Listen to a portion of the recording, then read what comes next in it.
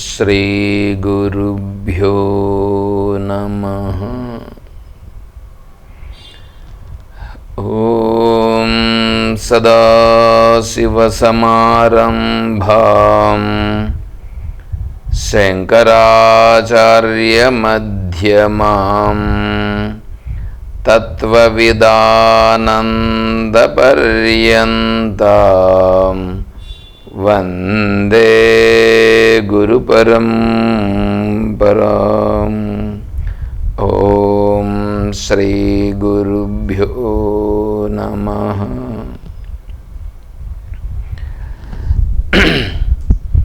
పరిపూర్ణ పరబ్రహ్మస్వరూపులకు ప్రియాత్మ బంధువులారా, ఓం. పూజ్య గురుదేవులు తత్వవిదానంద సరస్వతి స్వాముల వారి దివ్య చరణారవిందములకు ప్రణమిల్లుతూ ఓం. శ్రీమద్ భగవద్గీత 12వ అధ్యాయం 12వ శ్లోకం.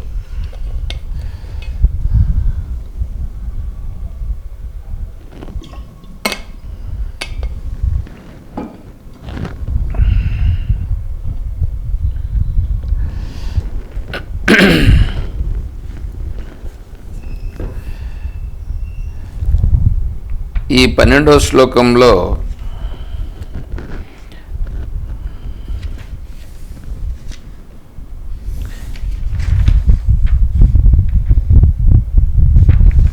భాష్యం కూడా కొద్దిగా ఎక్కువగానే ఉంది, కొంచెం బాగా మనం స్టడీ చేయాల్సి ఉంటుంది.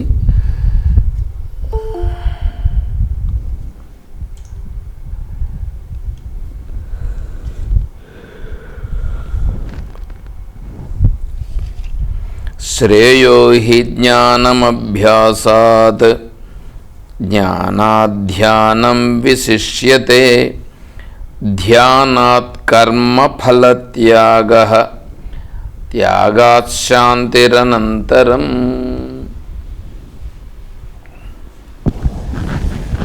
ఇంతకుముందు శ్లోకంలో కర్మఫలత్యాగమును గురించి చెప్పారు. నువ్వు కర్మలు చేసేదానికి కూడా సమర్థుడు కాకపోతే కర్మ ఫలాన్నైనా సరే త్యాగం చెయ్యి అని చెప్పారు. ఇప్పుడు మామూలుగా ఏంటంటే భగవంతునికి సంబంధించినటువంటి కర్మలు తప్ప వేరే కర్మల్ని చేయాల్సిన పని లేదు, చేయకూడదు. అటువంటి భగవంతునికి సంబంధించిన కర్మలనే చేస్తూ జీవితం గడపాలి. మరి భగవంతునికి సంబంధించిన కర్మలనే చేస్తూ జీవితం గడపాలంటే ఎక్కడ కుదురుతుంది అందరికీ? అది కేవలం సన్యాసులకు కుదిరేటువంటి పని. సన్యాసుల్లో 2 రకాల సన్యాసులు, వివిధిషా సన్యాసులని, విద్వత్ సన్యాసులని.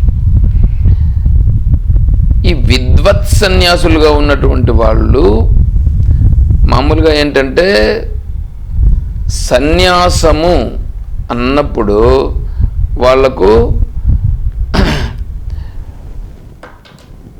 సర్వకర్మ సన్యాసము, సర్వకర్మ సన్యాసం అంటే ఏంటంటే వాళ్ళు కర్మలు చెయ్యవలసిన పని లేదు. యస్త్వాత్మరతిరేవ స్యాత్ ఆత్మతృప్తస్య మానవః ఆత్మన్యేవ చ సంతుష్ట తస్య కార్యం న విద్యతే. యస్త్వాత్మరతిరేవ స్యాత్ అంటే ఆత్మరతిని చేస్తున్నటువంటి వాళ్ళు, ఆత్మతృప్తశ్చ ఆత్మతృప్తిగా ఉన్నటువంటి వాళ్ళు, ఆత్మన్యేవ చ సంతుష్టః ఆత్మయందే సంతోషమును పొందేటువంటి వాళ్ళు. వాళ్ళు కర్మను చెయ్యాల్సిన పని లేదు, అసలు కర్మే వాళ్ళ దగ్గరికి రాదు, కర్మకు వాళ్ళకు సంబంధమే ఉండదు. అంటే ఏమి? సర్వకర్మ సన్యాసము. సర్వకర్మ, ఈ కర్మ ఆ కర్మ అని లేదు, అన్ని కర్మలు వాళ్ళు విడిచిపెట్టేస్తుంటారు. వాళ్ళు విడిచిపెట్టేయడం కాదు, ఆ కర్మే వీళ్ళని విడిచిపెట్టేస్తుంది. య ఏవం వేత్తి పురుషం ప్రకృతిం చ గుణైః సహా సర్వథా వర్తమానోపి నస భూయోభిజాయతే. యహ ఎవడైతే ఏవం వేత్తి తెలుసుకుంటాడో, పురుషం ప్రకృతిం చ గుణైః సహా, పురుషుణ్ణి ప్రకృతిని గుణములను ఎవడైతే బాగా స్పష్టంగా తెలుసుకున్నాడో అతను సర్వథా వర్తమానోపి, అతను ఎలా ప్రవర్తించినా నసభూయోభిజాయతే, అతను తిరిగి జన్మించడం అనేది జరగదు.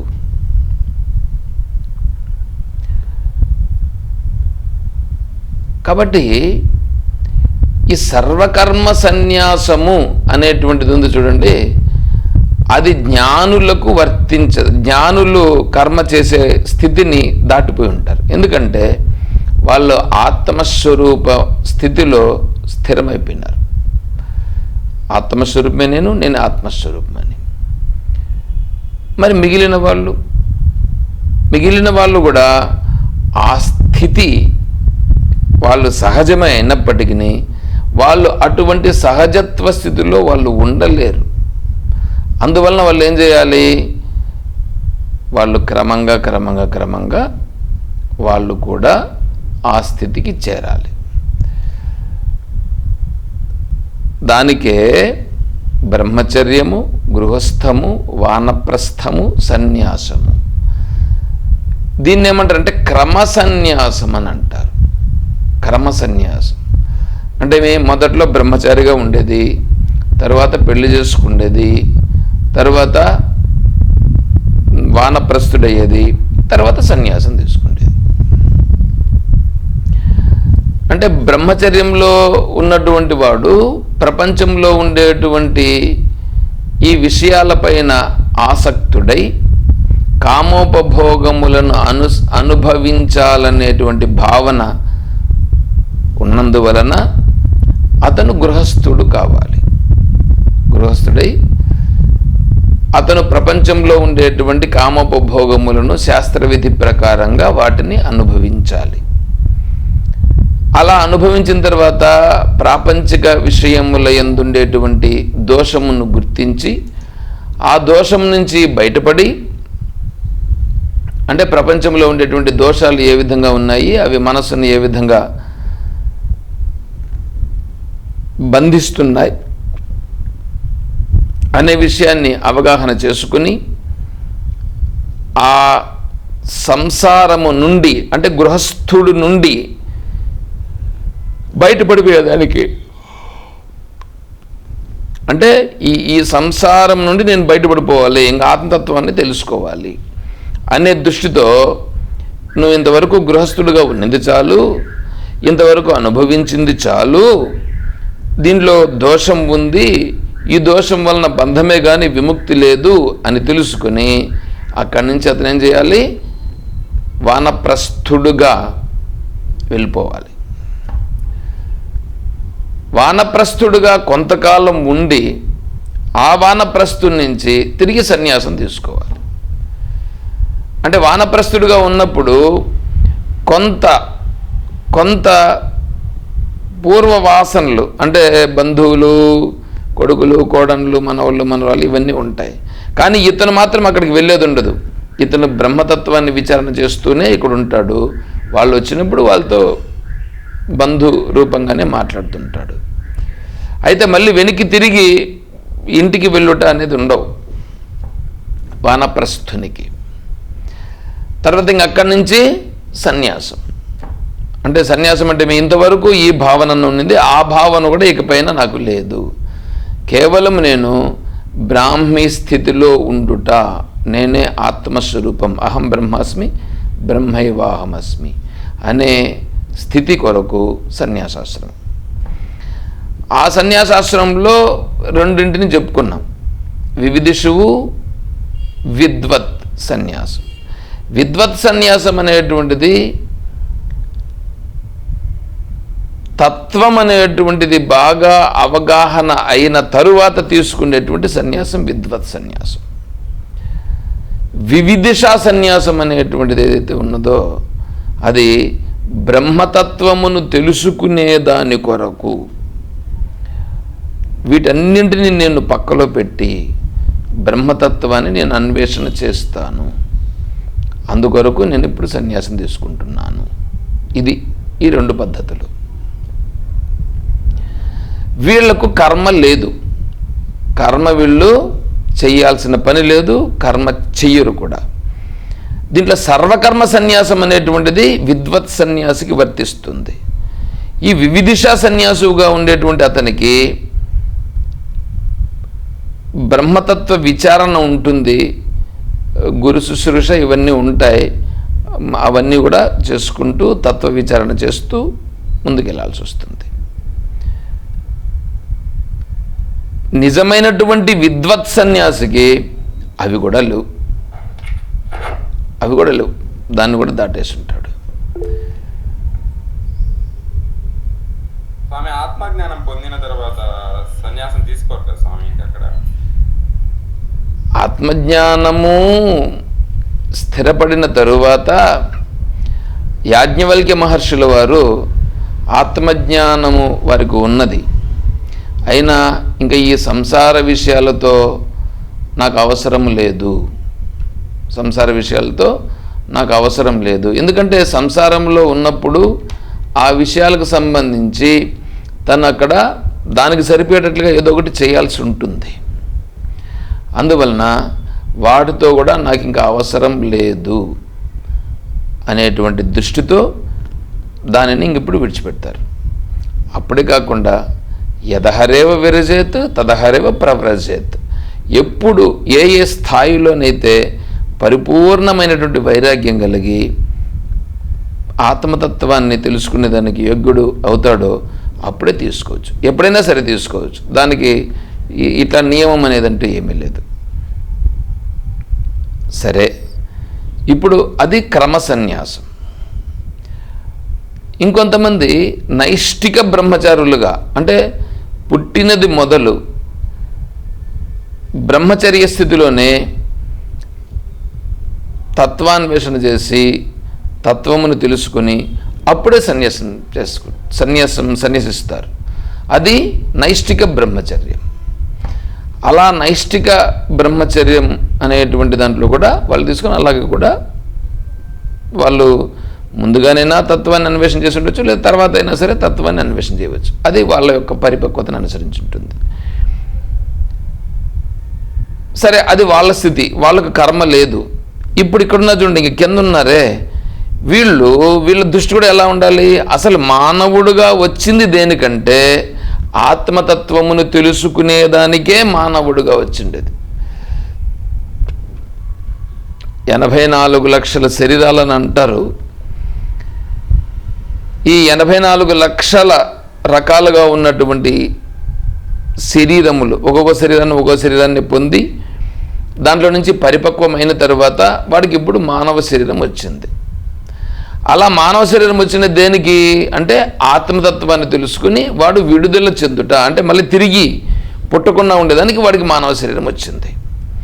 మరి అటువంటి మానవ శరీరం వచ్చిన తరువాత ఆ శరీరాన్ని వాడు ఉపయోగించుకొని తత్వాన్ని తెలుసుకోవాలిగా, తత్వాన్ని తెలుసుకొని వాడు విడుదల పొందిపోవాలిగా. అలా పొందేదానికి కూడా ప్రయత్నము చేయకుండా కొంతమంది ఉండిపోతుంటారు. అందుకని భగవంతుడు ఏం చేశాడంటే వాళ్ళ స్థితిలో వాళ్ళు ఏ విధముగా వాళ్ళ మనస్సును పరిపక్వతం చేయాలి, అలా పరిపక్వత చేస్తూ వాడు చిన్నగా అంతఃకరణ శుద్ధి ఏర్పడి ఆత్మానాత్మ విచారణ చేసి వాడు మళ్ళీ పై స్థాయికి వెళ్ళిపోవాలి. అనే దాని గురించి భగవంతుడు చెప్పుకుంటూ వచ్చాడు. ఎవరికది? అది కూడా ఎవరైతే భగవంతుణ్ణి సంపూర్ణముగా ఆశ్రయించి ఆ ఈశ్వరుడే కావాలని దృఢ నిశ్చయంగా ఉన్నాడో వాడికి ఇవన్నీ చెప్తున్నాడు. ఎందుకంటే మిగిలిన వాళ్ళకు చెప్పినా వాళ్ళకు బుర్రకెక్కదు, వాళ్ళకు ఏమని మాత్రం అవగాహన చేసుకునే సామర్థ్యము కూడా ఉండదు. అందువలన ఎవడైతే జిజ్ఞాసుగా ఉన్నాడో, ఆర్థో జిజ్ఞాసురర్థార్థి అన్నారు కదా భగవంతుడు, దాంట్లో ఆర్థుడు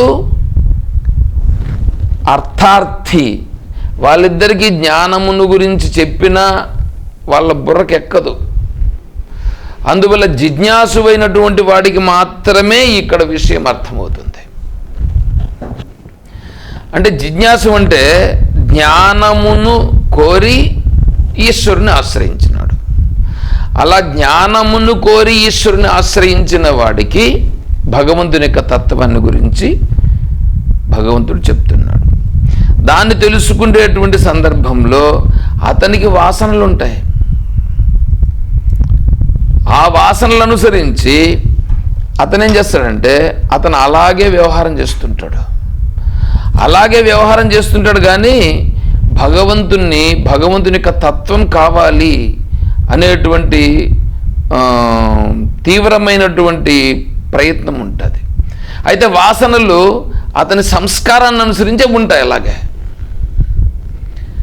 సంస్కారాన్ని అనుసరించి ఆ వాసనలు అలా ఉన్న కారణం చేత ఆ సంస్కారాల ప్రకారంగా అతను వ్యవహారం చేస్తాడు. కానీ మనస్సు మాత్రం ఎట్లా ఉంటుందంటే ఈ జిజ్ఞాసు కొంటే జ్ఞానమును తెలుసుకుంటే దానికి ప్రయత్నం చేస్తుంటుంది.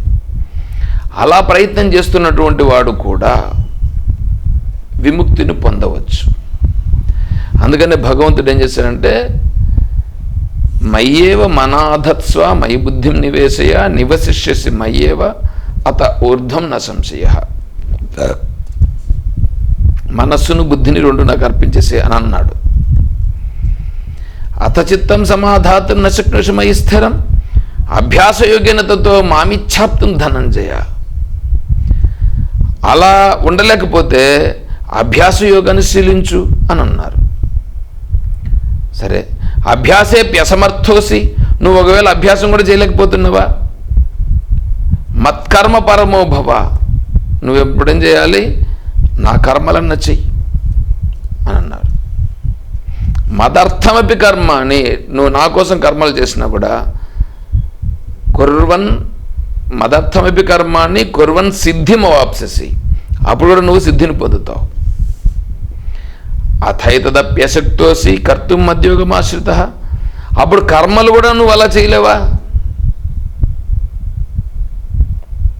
సర్వకర్మ ఫలత్యాగం, సర్వకర్మల యొక్క ఫలమును గురించి నీ భావన విడిచిపెట్టే, అది నాకు సమర్పించే. తతకురి యథాత్మవాన్ అంటే కర్మఫలాన్ని నువ్వు విడిచిపెట్టే అన్నాడు. ఏమండి, ఇప్పుడు ఈ కర్మఫలాన్ని విడిచిపెట్టేస్తే నేను ఆత్మతత్వాన్ని ఎలా పొందుతాను? ఇక్కడ అది ప్రశ్న. కర్మఫలమును విడిచిపెడితే నేను ఆత్మతత్వాన్ని ఎలా పొందుతాను? చూడపా, ఇది చెప్తున్నా చూడండి శ్లోకంలో, శ్రేయోహి జ్ఞానం అభ్యాసాత్, శ్రేయోహి జ్ఞానం అభ్యాసాత్, అభ్యాసము చేసేదానికంటే జ్ఞానము గొప్పది. జ్ఞానాత్ ధ్యానం విశిష్యతే, జ్ఞానము కంటే ధ్యానము గొప్పది. ధ్యానాత్ కర్మఫల త్యాగ, ధ్యానము కంటే గొప్పది కర్మఫల త్యాగం. అలా ఎవడైతే త్యాగం చేస్తాడో అతను శాంతిని పొందుతాడు, శాంతిని అతను కూడా పొందుతాడు. అయితే ఇప్పుడు ఇక్కడ ఇతను పొందే శాంతి, జ్ఞాని పొందే శాంతి ఒకటేనా అని అంటే దానిపైన విచారణ మళ్ళీ వస్తుంది. ఇతను పొందే శాంతి, జ్ఞాని పొందే శాంతి ఒకటేనంటే జ్ఞాని సర్వకర్మలను త్యాగం చేశాడు. సర్వకర్మలతోనూ సంబంధం లేనటువంటి సహజావస్థలో ఉన్నాడు జ్ఞాని. ఇప్పుడు ఇతను కర్మఫలాన్ని విడిచిపెట్టాడు. కర్మఫలాన్ని విడిచిపెడితే ఇతనే శాంతి పొందుతాడని అన్నప్పుడు మరి అతను అంత ప్రయత్నం చేసి సర్వకర్మ సన్యాసం చేసి అట్లా ఉండాల్సిన అవసరం ఏంటి? అదేదో కర్మఫల త్యాగం చేసుకుని ఉండిపోవచ్చుగా. కాబట్టి వారి స్థితి వేరే, వీరి స్థితి వేరే. అయితే శాంతి పొందుతాడని అంటున్నారే, అంటే శాంతిని పొందుతాడు. శాంతిని పొందుతాడని అంటే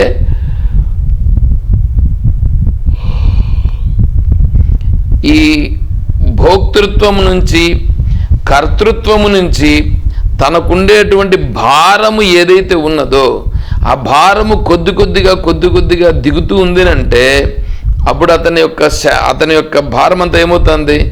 అతని భారం తొలుగుతూ ఉందినంటేనే అతని మనసుకు శాంతి కలుగుతూ వస్తుంది.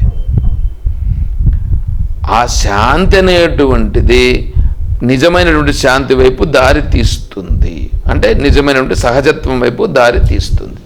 అందుకోసమని ఇక్కడ త్యాగాత్ అంటే కర్మ ఫలమును ఎవడైతే త్యాగం చేస్తున్నాడో ఆ కర్మ ఫల త్యాగం చేసిన వాడు కూడా శాంతిని పొందుతాడు అని ఇక్కడ చెప్పాడు.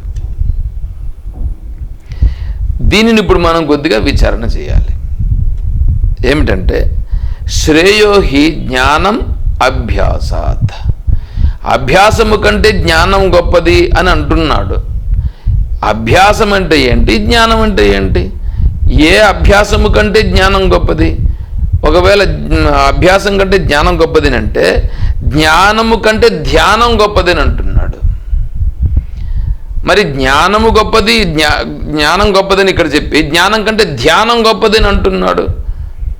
అంటే అప్పుడు నహి జ్ఞానేన సదృశం పవిత్రమేహ విద్యతే తత్ స్వయం యోగ సంసిద్ధం కాలేనాత్మని విందదని భగవంతుడే చెప్పాడు. అంటే జ్ఞానముతో సమానమైనటువంటిది ఇంకొకటి లేదు అని భగవంతుడు చెప్పాడు. మరి జ్ఞానంతో సమానమైనది ఇంకొకటి లేదని భగవంతుడు చెప్పి మళ్ళీ ఇటుకు వచ్చేటప్పటికి జ్ఞానము కంటే ధ్యానం విశిష్టత అని చెప్తున్నాడు. అప్పుడు జ్ఞానం గొప్పదా, ధ్యానం గొప్పదా? ఏ జ్ఞానము కంటే ధ్యానం గొప్పది? అది కూడా కావాల్సి వస్తుంది. ధ్యానాత్ ధ్యానము కంటే కర్మఫల త్యాగం, అంటే ఆ ధ్యానము కంటే కూడా ఈ కర్మఫల త్యాగం అనేటువంటిది గొప్పది. ఎప్పుడైతే కర్మఫల త్యాగం చేశాడో అప్పుడు శాంతి కలుగుతుంది. ఆ శాంతి అనేటువంటిది ఎప్పుడో కలిగేది కాదు, అప్పుడే కలుగుతుంది. త్యాగాత్ శాంతి రనంతరం, అది ఇక్కడ మనకు టాపిక్.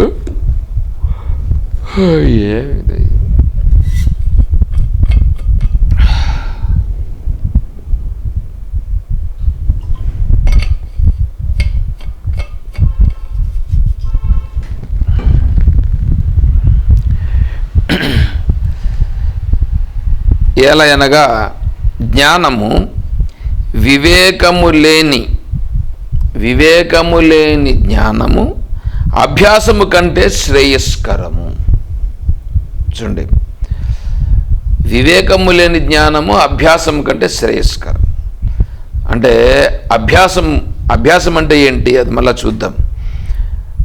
ఈ అభ్యాసం కంటే వివేకము లేని జ్ఞానం గొప్పది. జ్ఞానము కంటే అంటే జ్ఞానపూర్వకమైనటువంటి దానికంటే ధ్యానము గొప్పది. జ్ఞానపూర్వకమైన ధ్యానము కంటే కర్మల ఫలమును విడిచిపెట్టుట గొప్పది. అట్టి త్యాగము వలన వెనువెంటనే శాంతి కలుగును.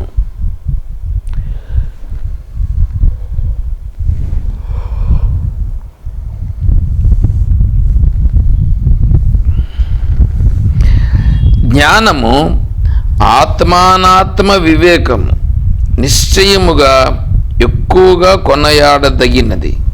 దేనికంటే వివేకము లేని అభ్యాసము కంటే అటువంటి జ్ఞానము కంటే కూడా జ్ఞానముతో కూడి చేసే ధ్యానము మరింత గొప్పది. జ్ఞానము గలవాని యొక్క ధ్యానము కంటే కూడా కర్మల యొక్క ఫలమును విడిచిపెట్టుట విశిష్టమైనది. విశిష్యతే అనే క్రియాపదము మూడో పాదమునకు కూడా అన్వయించును.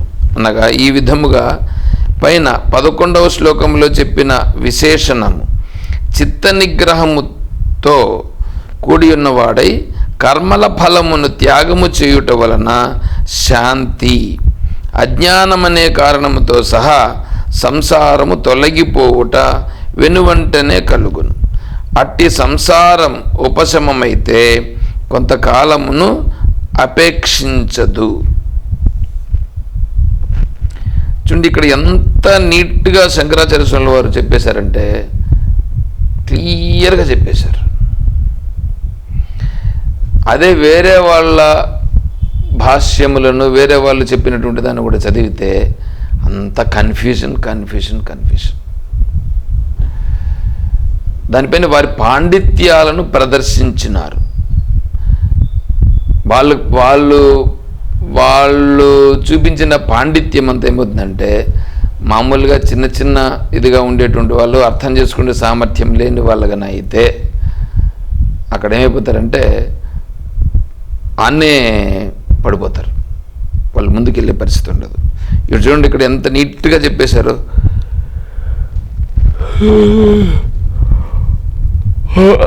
నారాయణ, ఏమిటప్పా ఇది?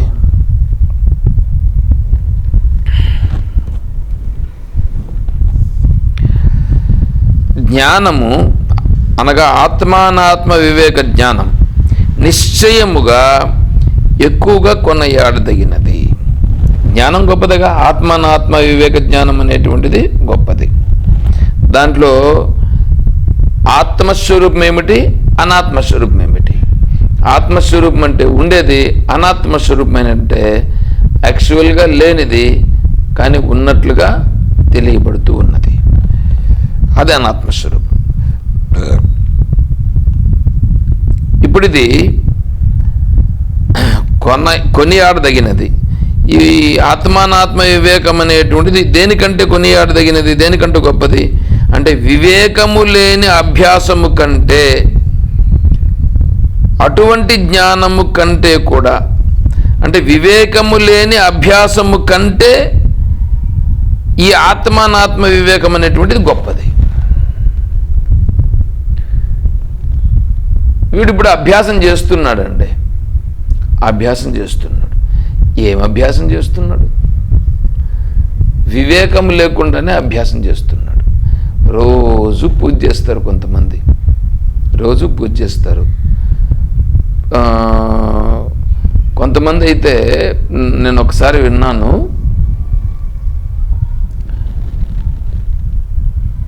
వేదాధ్యయనము శృంగేరిలో చేశారట వారు.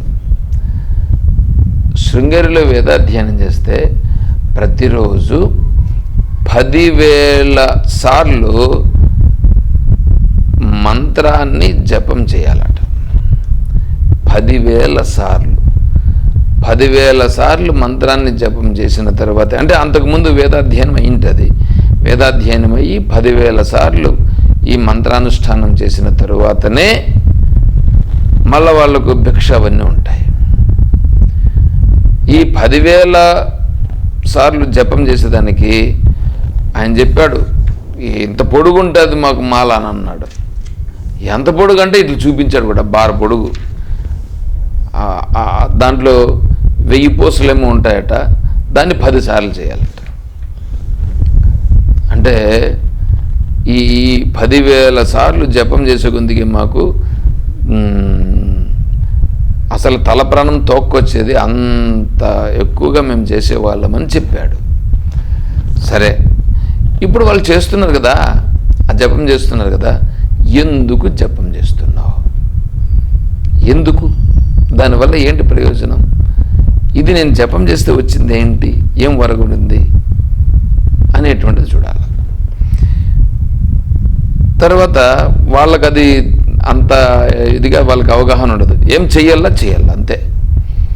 జపం చేయాలా అంటే అభ్యాసం చేస్తున్నారు అక్కడ. అభ్యాసం రోజు 10,000 సార్లు చేస్తేనే తర్వాత భిక్ష కూడా ఉంటుంది. అట్లాంటిది ఆ అభ్యాసానికి సంబంధించినటువంటి వివేకం వాళ్ళకు ఉందా అంటే అక్కడ వివేకం వాళ్ళకు